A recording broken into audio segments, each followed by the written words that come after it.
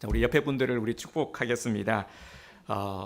네, 옆에 분들 이렇게 인사하겠습니다. 당신이 있어 정말 감사합니다. 자, 이렇게 축복하겠습니다. 당신이 있어 정말 감사합니다.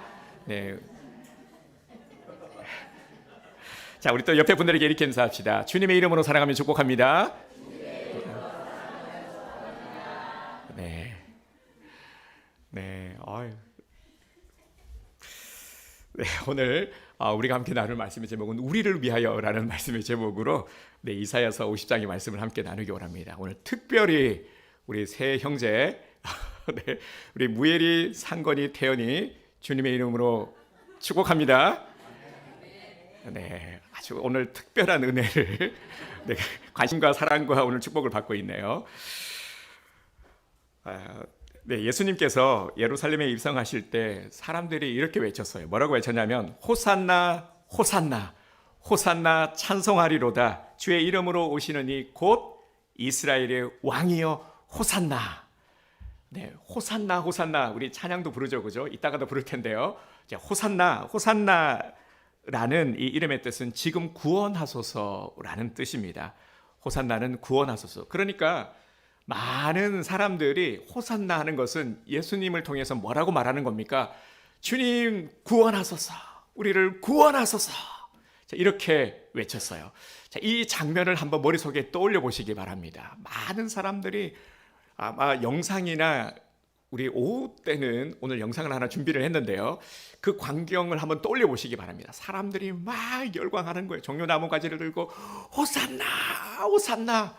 이들이 왜 이렇게 열광을 하는 걸까? 왜 이렇게 주님을 활용하는 것일까?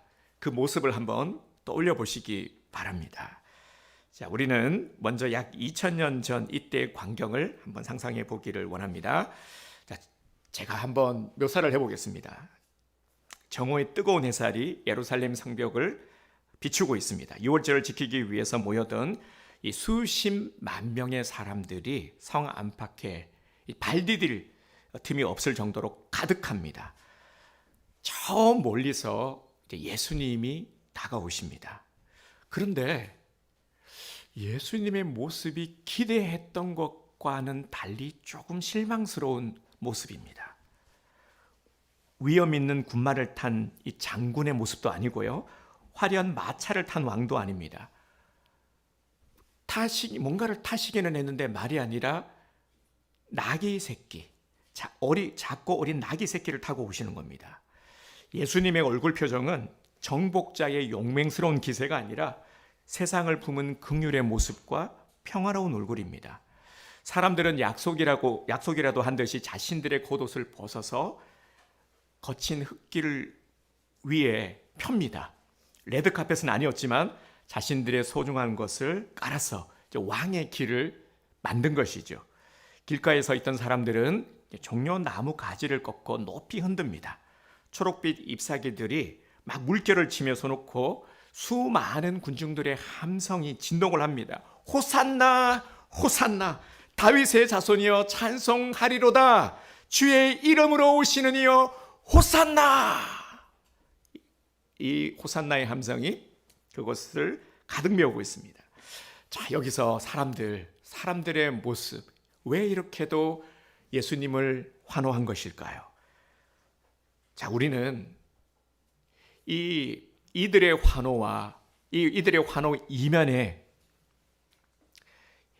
담겨 있는 이 슬픈 마음을 또 우리는 알고 있죠. 이들 중 상당수가 잠시 뒤에 예수님을 비방하고 욕하고 돌을 던진 자들이라는 것도 알고 있기 때문입니다. 당시의 상황을 우리가 좀 이해할 필요가 있는데 이스라엘은 로마의 압제를 받고 있었습니다.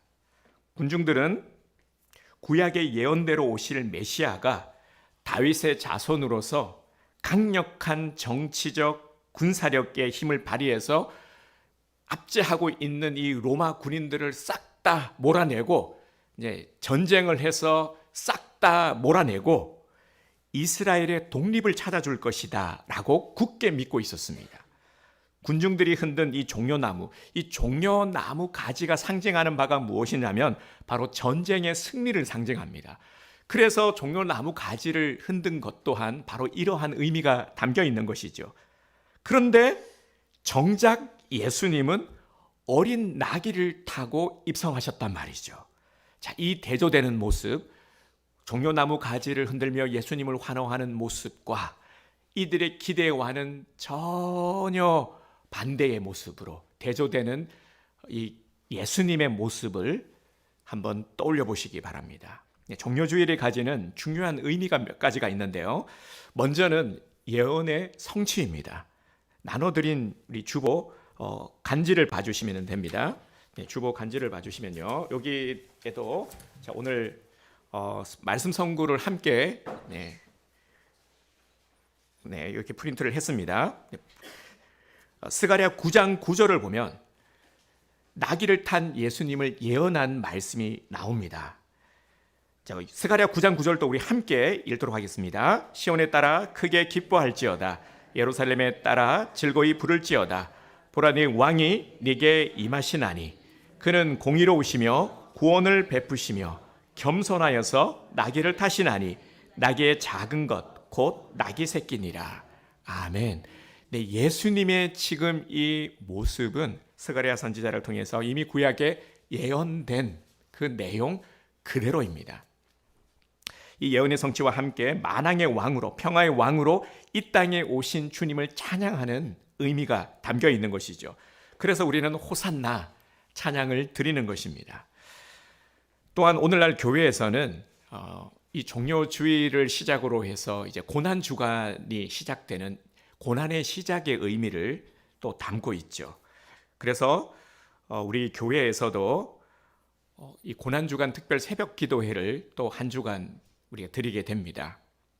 그래서 예수님의 고난을 깊이 생각하면서 그 십자가의 사랑을 이 기간을 통해서 회복하는 것이죠.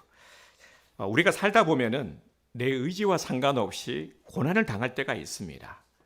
고난의 종류도 참 많죠, 그죠? 고난 그러면은 갑자기 막 고난스러워집니다. 고난의 일들이 막 떠오르고 지난 날의 아픈 기억들이 이것들이 잘 소화가 됐으면 잘 아물었으면 괜찮을 텐데 그렇지 않으면은 딱 어떤 특정한 단어만 들어도 막 이렇게 올라오지 않습니까? 아마 그런 분들이 계실 겁니다. 이런 분들은요, 이번에 특별히 고난주간을 통해서 보혈의 피로 주님께서 그 상한 마음 어루만져 주시고 상처도 주님께서 보혈의 피로 치유해 주실 줄 믿습니다. 우리 한국 사람들에게만 있는 고질적인 병이 있다고 합니다. 그것이 무엇인지 아십니까? 네, 알고 계시네요. 네, 우리 김종숙 교사님이 화병이죠. 미국 정신의학회에서요, 이 화병을 한국인에게만 나타나는 특이한, 이름하여 뭐라고 그랬냐면 좀 어려운데 문화결합증후군, 문화결합증후군이다 라고 이 화병을 등재시켰다고 합니다. 쉽게 말해서, 이 말이 좀 어려운데 쉽게 말하면 억울한 마음을 삭히지 못해서 머리와 가슴이 답답하고 몸에 열이 올라오는 병이 화병이다. 네, 다들 경험해 보셨죠? 네, 지금도 그러고 계시다고요? 네, 이번에 치유 받아야죠. 네, 반복되는 스트레스나 억울함을 안에서는 막 올라오는데 이거를 표출하지 못하고 삭히고 참다 보니까 그래서 병이 든 거죠. 특히 누군가로부터 참을 수 없는 모욕과 멸시를 당할 때 그때는 정말 막 뭐가 속에서 올라오지 않습니까? 참 견디기 힘듭니다. 그럴 때마다 나는 어떻게 했습니까? 그런 상황에서 나는 어떤 말과 행동을 했습니까? 우리 잠시 한번 나를 돌아보기 원합니다. 자, 오늘 본문에도 고난 가운데 있던 한 사람이 소개되고 있죠. 바로 특별한 한 사람이 소개되고 있는데 이사야 선지자입니다. 선지자 하면 제일 먼저 떠오르는 선지자가 이사야 선지자 아니겠습니까? 정말 그 정도로 하나님께서 귀히 쓰시던 선지자입니다. 선지자의 사명이 무엇이냐면 구약시대 때 선지자의 가장 주된 사명은 하나님과 백성들 사이에서 하나님의 말씀을 여과 없이 그대로 전하는 하나님의 스피커 역할을 감당하는 것이 선지자였습니다. 근데 하나님께서 좋은 말씀, 축복의 말씀을 하면 얼마나 좋겠습니까? 그러면 전했을 때 사람들이 듣고 좋아하겠죠. 그런데 백성들의 양심을 찌르고 싫어하는 말, 예를 들어서 회개하라, 죄의 곳에서 돌아서라, 더 이상 죄를 범하지 마라, 하나님 앞에 무릎 꿇고 회개하라, 옷을 찢고 회개하라. 자, 이런 말씀을 선포하면은 사람들이 안 좋아하겠죠. 자, 이사야는요, 바로 이 역할을 감당한 겁니다. 그 당시에 하나님을 등졌던 백성들이 하나님을 등지면 당연히 어려울 수밖에 없죠. 이 어려울 수밖에 없는 백성들을 돌이키기 위해 다시 하나님께서 복을 주시기 위해 이사야 선지자의 입을 통해서 말씀하신 겁니다. 다시 깨우치고 회개하여 돌아오도록, 여기에 모든 것을 헌신한 선지자가 바로 이사야 선지자입니다. 하나님께서 이 이사야 선지자를 얼마나 귀하게 여기셨냐면, 오늘 본문 4절 다시 한번 보겠습니다. 주 여호와께서 학자들의 혀를 내게 주사 나로 공부한 자를 말로 어떻게 도와줄 줄을 알게 하시고 아침마다 깨우치시되 나의 귀를 깨우치사 학자들 같이 알아듣게 하시도다. 아멘. 이사야에게 학자의 혀를 주셨다고 말하고 있고요, 학자들 같이 알아듣게 하시는 은혜를 주셨다라고 말씀하고 있습니다. 이는 이사야의 입에 하나님의 말씀이 정확하게 담겨지고 이사야는 그 말씀을 백성들에게 알아듣기 쉽도록 자신이 먼저 깨닫고 전했음을 알 수가 있습니다. 이사야는 자신에게 주신 말씀을 전함에 있어서 조금도 자신의 생각을 앞세우지 않았습니다. 이게 참 쉽지 않습니다. 오늘날에도 보면은 교회에서 이제 목사는 설교를 하지 않습니까? 설교도 마찬가지죠. 네, 그 근본적인 역할은 똑같습니다. 하나님께서 주신 말씀을 전하는 거죠. 근데 다만 이제 목회자의 역량이라고 하면은 이 말씀을 풀어서 우리 성도들이 알아들을 수 있도록 눈높이에 맞춰서 잘 전달하는 것이 또 설교자의 어떤 역량이라면은 역량이겠죠. 그런데 중요한 것은 자신의 생각, 자신의 주장, 이런 것들이 조금이라도 담겨서는 안 된다라는 것입니다. 근데 이게 참 어려운 거죠. 네. 5절을 보겠습니다. 주 여호와께서 나의 귀를 여셨으므로 내가 거역하지도 아니하며 뒤로 물러가지도 아니하며. 아멘. 자, 이사야 선지자는요, 그러한 유혹에도 불구하고 말씀을 전달함에 있어서 자신의 의견을 전혀 고려하지 않았다라는 겁니다. 내가 이 말을 했을 때 사람들이 이렇게 반응하면 어떡하지? 라는 것을 고려하지 않고 있는 그대로 하나님께서 주시는 말씀 그대로 전했다. 여기에 있어서는 거역하거나 뒤로 물러서지 않았다라는 겁니다. 몸부림을 쳤음을 알 수가 있죠. 그래서 저는 개인적으로 이사야를 보면서 또 많은 도전을 받게 됩니다. 정말 하나님의 말씀을 성경에서 말씀하고 있는 바와 같이 정말 더하거나 빼거나 하는 게 아니라 있는 그대로의 말씀, 왜냐하면 말씀 자체가 능력이니까 이 말씀을 성도들이 먹어야 말씀의 능력을 공급받지 않겠습니까? 그래서 하나님께서 오늘 우리들에게 말씀이 능력이요, 말씀이 우리 영의 양식이지 않습니까? 그래서 말씀을 통해서 오늘 우리들에게 새 힘도 주시고 우리 내면의 아픔과 상처도 치유하시고 다시 어떠한 열악한 환경에 주어졌더라도 다시 일어서게 되는 그런 놀라운 은혜의 역사를 허락하여 주시는 줄 믿습니다. 그 비결이 바로 말씀에 담겨 있는 것이죠. 지금 이스라엘의 상태가 어떠합니까? 그런데 이 말씀을 들어야 되는데, 말씀을 공급받아야 되는데 말씀의 귀를 막아버린 겁니다. 하나님께 등을 돌려버린 거예요. 등을 돌려버린 겁니다. 그래서 바벨론이라는 매를 드셨습니다. 우리나라도 보면 이것이 얼마나 아픈 것인지를 알고 있죠. 일제치하, 우리도 아픈 경험이 있습니다. 바벨론의 침략을 받아서 포로로 끌려가게 되고 온갖 수모와 고난을 당하는 것. 자, 그런데 주님께서는요, 이러한 수모 당하는 것을 그냥 지켜볼 수가 없어서 돌이키시고 회복시키기 위해서 이사야 선지자를 보내신 것입니다. 하나님께 등을 돌렸으니까 당연히 고난을 당하는 것은 당연한 것이고, 이 고난을 벗어날 수 있는 영적인 죄, 어떤 잘못으로 인해서 당하는 고난은 한 가지 방법밖에 없습니다. 회개하는 것이거든요. 돌이키기만 하면은 모든 것들을 회복할 수가 있습니다. 그래서 이사야 선지자를 보내신 것이죠. 백성들에게 회개를 촉구했습니다. 이사야 선지자는 하나님의 이러한 심정을 알고 열심히 하나님의 말씀을 전하기 위해서 애를 썼음에도 불구하고 6절을 보면은 사람들로부터 폭행을 당하고 수염이 뽑히고 심지어 뺨까지 맞았어요. 여기서 끝나는 것이 아니라 온갖 모욕적인 말들, 욕설 다 듣고 심지어 침까지 뱉으면서 멸시했습니다. 이루 말할 수 없는 멸시와 모욕을 이사야 선지자가 당했습니다. 이사야 선지자가 잘못한 것이 무엇입니까? 아무것도 잘못하지 않았어요.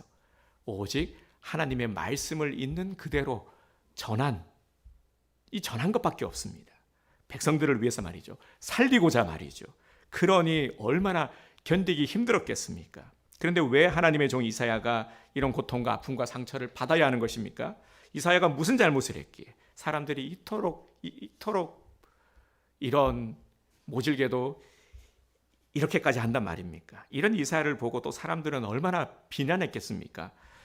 선지자잖아요. 그런데 얼마나 능력 없는 선지자면 저런 꼴을 당하나, 이런 말을 하지 않았겠습니까? 오늘 성경은 이렇게 고난받는, 수모당하는 이사야의 모습을 우리에게 적나라하게 보여주고 있습니다. 그런데 오늘 본문의 말씀은 당시 말씀을 대언하던 이사야 선지자의 모습이 고난의 모습이기도 하지만 앞으로 이 땅에 오셔서 고난받으실 예수님의 모습을 이사야를 통해서 보여주신 것이기도 합니다. 하나님이신 예수님께서 이 땅에 오셔서 학자의 혀로 하나님의 말씀을 증거하셨고, 예수님도 사람들에게 무엇을 했습니까? 회개를 촉구하셨죠. 그리고 하나님 나라의 백성이 될 것을 선포하셨습니다. 그런데 물론 예수님의 말씀을 듣고 받아들인 소수의 사람들도 있었지만 대다수의 사람들은 어땠습니까? 네, 특히 유대인들, 종교 지도자들, 누구보다도 예수님을 먼저 알아보고 받아들여야 될 이들이 가장 먼저 예수님을 대적했죠. 불편하다라는 이유로 자신의 기득권을 빼앗길 것 같은 불안함, 그리고 또 양심의 찔림, 이런 것들을 오히려 이런 것들로 인해서 예수님을 적대시하고 예수님을 말씀을 거스려서 십자가에 못 박기 위해서 온갖 멸시와 모욕, 곤욕을 치르게 하지 않았습니까? 예수님이 잘못한 것이 무엇입니까? 예수님은 많은 이들에게 다가가셔서 병자도 치유해 주시고 귀신 들린 자도 쫓아주시고 그들의 필요, 아픔 헤아려 주시고 치유하시고 문제도 해결해 주셨는데, 그런데 예수님에게 돌아온 것은 바로 십자가의 고난이었다라는 겁니다. 온갖 멸시와 모욕이었다라는 것입니다. 사람들은 예수님을 욕하고 침뱉으며 온갖 고난의 관을 씌웠습니다. 하지만 예수님께서는 얼굴을 가리지 아니하셨고 부끄러워하지 아니하셨습니다. 로마 군병들이 머리에 가시면류관을 씌우고 뺨을 때리고 옷을 벗기고 말이죠. 속옷까지 다 벗겨버렸어요. 찢었어요.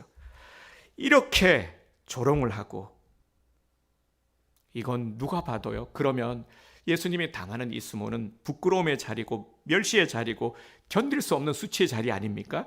그런데도 주님은 전혀 부끄러워하지 않으셨습니다. 왜입니까? 예수님께서 고난을 당하셔야만이 우리가 살아날 수 있기 때문입니다.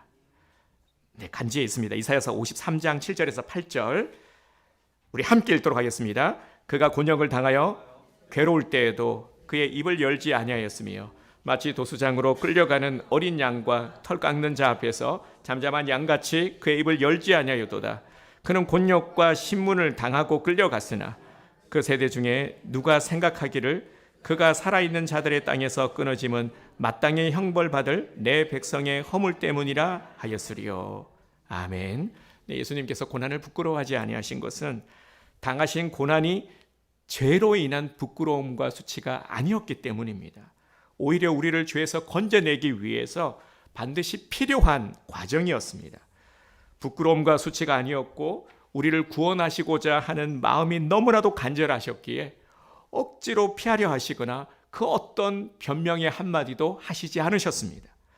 또한 예수님이 고난을 부끄러워하지 않으신 것은 그 고난의 자리에 하나님이 함께 동행하셨기 때문입니다. 예수님의 고난은 하나님께서 함께 하시는 고난이었습니다. 다시 오늘 본문 50장 8절을 보겠습니다. 8절 앞절을 보면은 나를 의롭다 하시는 이가 가까이 계시니, 아멘 말씀하고 있죠. 만약 이 고난이 죄에 대한 고난이고 마땅히 받아야 하는 고난이라면 의롭게 하시는 하나님이 어찌 그 자리에 함께 동행할 수가 있겠습니까? 예수님 옆에 하나님이 동행해 주시기 때문에 주님은 그 고난을 전혀 부끄러워하지 않으셨습니다. 예수님의 고난이 하나님의 의를 이루는 과정임을 하나님이 함께 하심으로 증명하셨습니다. 또한 주님이 고난을 부끄러워하지 않으신 것은 고난의 마지막은 멸망이 아니라 예수님의 고난은 승리가 보장된 고난이었기 때문입니다. 자, 9절 다시 한번 보겠습니다. 보라, 주 예수께서 나를 도우시리니 나를 정죄할 자 누구냐? 보라, 그들은 다 옷과 같이 헤어지며 좀이 그들을 먹으리라. 아멘. 예수님을 정죄할 자가 아무도 없기 때문이죠. 오히려 예수님을 고난에 던진 자들의 결말이 어떤 것인지를 분명히 드러내셨습니다. 주 여호와께서 나를 도와주시리니, 주 여호와께서 나를 도우시리니, 예수님의 고난은 고난으로 끝나는 것이 아니라 승리가 보장된 고난입니다. 예수님의 죽음은 죽음으로 끝나는 것이 아닙니다. 죽음은 회복이요, 치유요, 살리심입니다. 주님이 고난을 당함으로 하나님의 자녀들이 치유되고 살아나게 되는, 이 행복하게 되는 결과가 고난을 통해서 주어진다라는 것을 예수님은 너무나도 잘 알고 계셨습니다. 자, 이사야는 자신의 모습을 통해서 예수 그리스도의 모습을 이렇게 생생히 우리들에게 보여주고 있는 것입니다. 예수님은 화려한 왕이 아니라 세상 사람들이 추앙하는, 기다리는, 기대하는 그러한 화려한 왕이 아니라 고난의 종으로 우리 곁에 오셨습니다. 사실 주님이 이 땅에 오신 그 자체가 고난인 것이죠. 하나님이 육신의 몸을 입으신 것, 이 자체가 얼마나 수치스러운 것입니까? 주님이 몸으로 당한 모든 것들이 고난인 것이죠. 이렇게 예수님은 고난의 종으로 우리 곁에 다가오셨습니다. 자, 오늘 우리 요절 말씀이죠. 함께 선포하도록 하겠습니다. 우리가 아직 죄인 되었을 때 그리스도께서 우리를 위하여 죽으심으로 하나님께서 우리에 대한 자기의 사랑을 확증하셨느니라. 로마서 5장 8절 말씀. 아멘. 네, 로마서 오빠가 하신 말씀이에요. 로마서 5장 8절. 로마서 오빠가 뭐라 그랬습니까? 우리가 아직 죄인 되었을 때 그리스도께서 우리를 위하여 죽으심으로 하나님께서 우리에 대한 자기의 사랑을 확증하셨느니라. 로마서 5장 8절 말씀.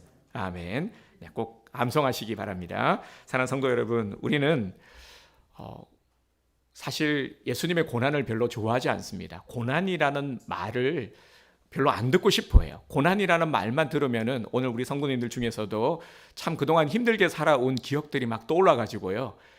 기억도 떠오르고 또 지금도 고난 가운데 있다 생각하시는 분들은 좀 기분이 안 좋죠. 나 안 그래도 힘들어 죽겠는데 또 무슨 고난이냐. 자, 이런 마음들 가지시는 분들도 계실 겁니다. 고난 주간뿐 아니라 평소에도 우리 교회에서는 고난에 대해서 자주 이야기를 하죠. 우리 찬송가도 마찬가지고. 그럴 때 어떤 마음이 드십니까? 예수님이 나 때문에 피 흘리셨고 나 때문에 채찍 맞으셨고 예수님이 나 때문에 돌아가셨다. 예. 목사님 왜 그렇게 끔찍한 얘기만 자꾸 하십니까? 좋은 얘기도 많은데 왜 그렇게 자꾸 고난당하고 꼭 채찍에 맞아야 되고 뭐 십자가에 알고 있어요. 그런데 듣는데 좀 그렇게 썩 기분은 안 좋습니다. 자, 이렇게 말씀하신 건 아니지만 혹여나 그런 마음을 가지실까 봐 제가 말씀을 드립니다. 그런데 보면은 이 고난 좋아하는 사람이 누가 있겠습니까? 안 그렇습니까? 근데 요즘 보면요. 그래도 참으로 감사한 것이 킹 오브 킹스, 신의 악단 보신 분들이 계실 겁니다. 이 기독교 영화들이 그래도 꾸준히 개봉이 되어서 사람들이 보지 않습니까? 흥행을 떠나서. 근데 이 두 개는 꽤 그래도 흥행을 했죠. 특히 신의 악단도 그죠? 꽤 흥행을 한 걸로 알고 있습니다. 저는 그래서 개인적으로 참 감사합니다. 여기에 대해서 또 시시비비가 있을 필요가 있을까? 제가 댓글을 한 번씩 보거든요. 그러면 교회 안 다니는 사람인데 보고는 감동받았다라는 거예요. 이런 것들 보면서 참 너무 귀하게 쓰임 받는 분들이 영화 제작자를 포함해서 저는 참 오늘날 너무 귀하게 이분들이 사역을 하고 계시구나 하는 그런 마음이 듭니다. 오히려 우리가 기도해 드려야 되고 오히려 열심히 우리가 힘을 보태 줘야 되는 것이죠. 예수님의 고난하면은 그래도 가장 사실적으로 묘사한 영화가 패션 오브 크라이스트라는 영화죠. 이 보신 분들 계실 텐데 이 영화는 너무 끔찍해서 한 번 보고 두 번은 보기 힘든 영화, 두 번 다시 보기는 힘든 영화죠. 문제는 그 고난이요. 영화를 보신 분들은 알겠지만 정말 그 영화가 그 사실적으로 표현하기 위해서 저도 지금도 막 그 너무 끔찍한 장면이 떠오르는데 채찍으로 이렇게 예수님을 내리치는데 살점이 확 패여서 떨어져 나가는 장면 잔인하죠. 그런데 뭐 사실 그것도 영화잖아요. 실제 진짜 예수님이 당한 고통은 어떻게 그걸 표현할 수가 있겠습니까? 안 그렇습니까? 자, 문제는요. 그 고난이 예수님이 당하신 그 고난이 나 때문에 이루어졌다는 것 아닙니까?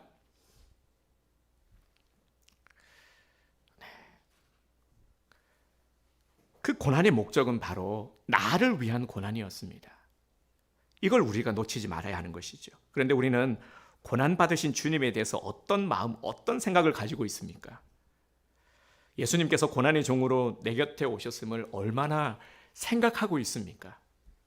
그래서 사순절 기간 동안 우리가 계속 강조하며 해온 것이 무엇이냐면 매일 성경 큐티 본문 말씀이 사순절은 복음서의 말씀을 묵상하면 참 좋습니다. 그래서 요한복음의 말씀을 우리가 함께 묵상하면서 경건의 시간을 가졌죠. 경건의 시간을 못 가지신 분들은 우리의 고난주간 한 주간만큼이라도 좀 집중해서 참석하시고 또 말씀도 묵상하시고 함께 기도에 참여해 주시기를 바랍니다. 예수님의 고난을 깊이 묵상을 해야 이 예수님의 고난이 받아들여져야 그래야 그 사랑을 통해서 내가 치유되고 회복될 수 있기 때문입니다. 그래서 저는 이번 특별 새벽 기간 동안에 기대를 하고 있습니다. 정말 내적 치유가 일어나고 우리의 문제가 해결이 되는 그런 놀라운 은혜의 역사가 일어나게 될 줄 믿습니다. 기대하시고 기도로 준비하시기 바랍니다.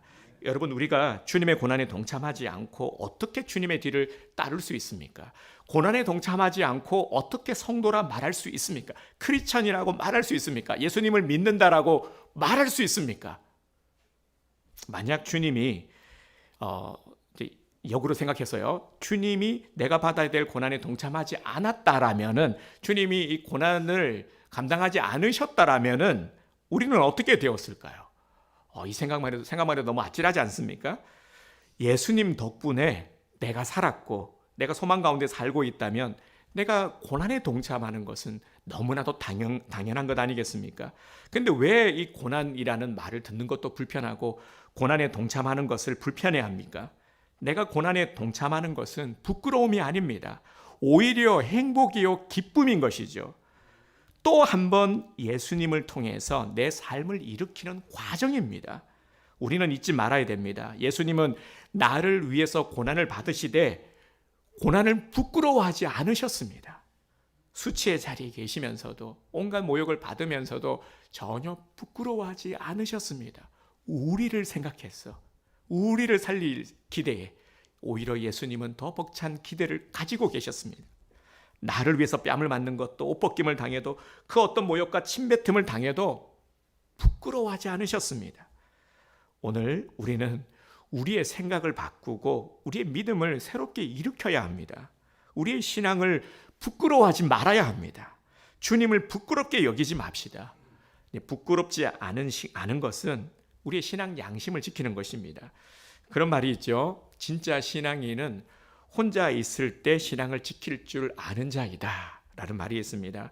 그래서 우리가 교회 안에서뿐 아니라 우리 교회 안에서는 참 신실합니다. 다 신실해요. 그런데 교회 밖만 나가면은 돌변하시는 분들이 있습니다. 그러니까 가정 상담을 하시는 분들, 그래서 주로 보면은 이제 교회에서도 뭐 목회자 자녀들, 그리고 우리 이제 교회에서도 중직자 자녀들 중에서 좀 상처를 안고 있는 자녀들이 많다고 해요. 왜 그럴까? 오히려 더 자녀들이 신앙이 좋아야 될 텐데 그렇지 않은 경우가 더 많다고 합니다. 목회자 자녀들이 안고 있는 상처가 너무 큰 거예요. 그러니까 교회에서 보는 모습과 가정에 보는 모습이 다를 때, 뭐 목회자뿐 아니라 모든 우리 가정들이 다 마찬가지입니다. 우리 자녀들은요, 우리가 착각하지 말아야 될 게 막 말로 해서 가르쳐서 그렇게 신앙을 배우는 게 아닙니다. 부모들의 신앙을 보면서 자라는 거예요. 그래서 부모님이 믿음의 본을 보이는 것이 굉장히 중요한 것입니다. 그래서 막 정말 좀 철딱선이 없는 것 같고 막 뺀질거리는 것 같고 그렇지만 다 보고 듣고 있는 겁니다. 부모님을 보면서 믿음의 본을 보고 자라게 되는 것입니다. 자, 그런데 이제 그렇지 못한 모습들, 자, 이런 것들이 우리 안에 있다라는 것이죠. 교회 안에서뿐 아니라 가정이나 회사 어디를 가서든지 내가 크리스찬임을, 하나님의 자녀임을 부끄럽게 여기지 않고 당당할 수 있어야 되는 것입니다. 우리는 주님의 고난을 부끄러워하지 말아야 됩니다. 고난 받으신 주님을 자랑스럽게 여겨야 하고 자랑해야 하는 것이죠. 고난의 끝이 무엇이었습니까? 살림, 그리고 회복, 그리고 일으킴이었습니다. 하나님은 나를 통해서 예수님을 보여주기를 원하십니다. 우리 그런 거 있잖아요. 이제 제가 기대하는 바는 우리 고난주간 그리고 부활주의를 지나면서 우리 성도님들의 얼굴에 웃음꽃이 활짝 피는 것입니다. 안 그래도 참으로 좋지만 부활주의를 통해 딱 이제 맞이하고 지나면서 얼굴이 확 피는 정말 성령으로 회춘하는 은혜의 역사, 성령 수술보다도 더 강력한 회춘의 역사가 일어날 줄 믿습니다. 이건 무조건 아멘 해야 되는 건데, 그렇죠. 그래서 확 이제 웃음꽃이 활짝 피고 젊어지는 것이죠. 근데 당연히 이거는 뭐 당연한 겁니다. 그래서 그런 기대를 하고 있습니다. 정말 우리 안에 모든 어둠이 물러가고 그리고 갈등이 해소가 되고 내적 치유가 일어나면 밝을 수밖에 없는 것이죠. 웃으라고 해서 웃는 게 아니라 내 안에서 내면의 기쁨이 일어나게 되면 그러면 우리는 자연스레 웃을 수밖에 없는 것입니다. 우리 삶은 달라지게 되는 것이죠. 그래서 사실 우리 고난주간이 아니라 회복주간, 치유주간인 것입니다. 자, 우리가 어떤 상황 속에서도요, 힘들어도 이런 거죠. 이렇게 적용하시면 되는 겁니다. 내가 너무 힘들어 죽을 것 같아. 그런데 주님은 얼마나 힘드셨을까? 한 번이라도 생각하는 것이죠. 주님의 고난을 생각하면 우리는 힘을 얻게 됩니다. 지금 이건 아무것도 아니야. 그래, 맞아. 주님은 얼마나 힘드셨을까? 주님 죄송합니다. 이렇게 우리는 모든 어려움을 이겨낼 수 있는 믿음의 담력을 얻게 되는 겁니다. 어려움을 이겨낼 수 있는 힘을 얻게 되는 것이죠. 어떤 어려움이 닥치고 힘들다고 해도 예수님을 생각하면 위로가 되고 은혜가 되고 감사가 되는 것입니다. 그래서 이겨낼 수 있게 되는 것입니다. 우리 학생들, 우리 학생들도 고충이 많아요.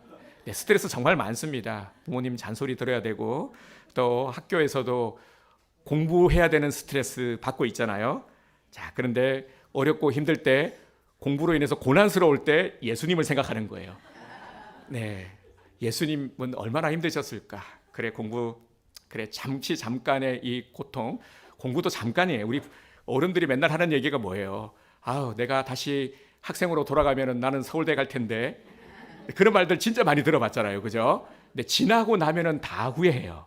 그때 조금 더 열심히 할 걸.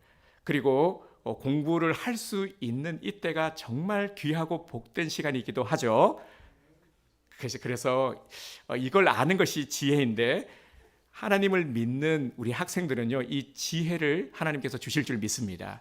그래서 다 경험해야 아는 것이 아니라 진짜 지혜자는 말씀을 통해서 내가 경험하지 않아도 아는 거예요. 그래서 맞아, 얼마나 감사해. 공부하고 싶어도 공부하지 못하는 애들도 얼마나 많아. 너무 감사해. 우리 부모님 너무 고마워. 나를 위해서 이렇게 기도하고 또 뒷바라지 해주고 얼마나 고마워. 이거를 깨닫는 게 바로 우리 여러분들인 거죠.